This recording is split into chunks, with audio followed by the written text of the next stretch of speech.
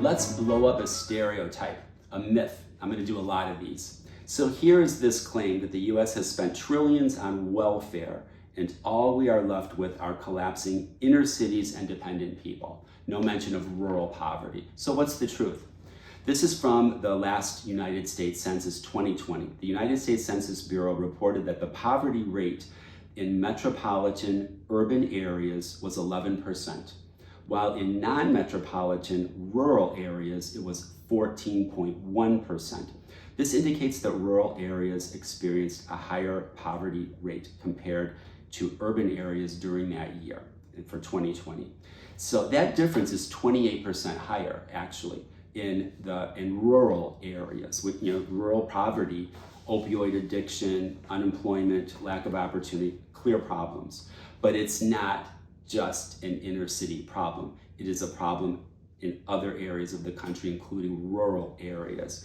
Another myth to blow up there's a statistics called federal balance of payments for a state.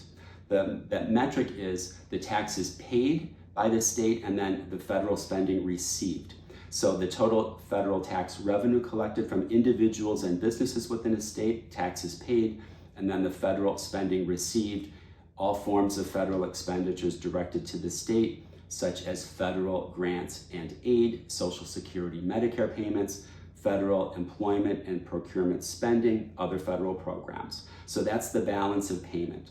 General trends, donor states, so-called donor states, that pay more in federal taxes than they receive back in federal funding tend to be wealthier states with higher incomes and higher tax bases, such as New York, New Jersey, Massachusetts, and California. The recipient or welfare states that receive more federal spending than they pay in taxes are often states with lower income levels, higher populations reliant on federal assistance, or larger rural areas, such as Kentucky, Mississippi, West Virginia, and Alabama. A 2022 report by the Rockefeller Institute of Government provides a detailed analysis. Key findings include that the top donor states, number one was New York, had the largest negative balance, paying billions more than it received.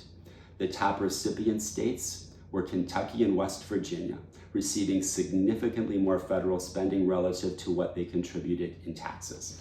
So don't look down on these inner city, that's a code word, obviously, welfare recipients. The fact of the matter is this is more of a rural problem if you're going to talk about welfare recipients. So there's hypocrisy.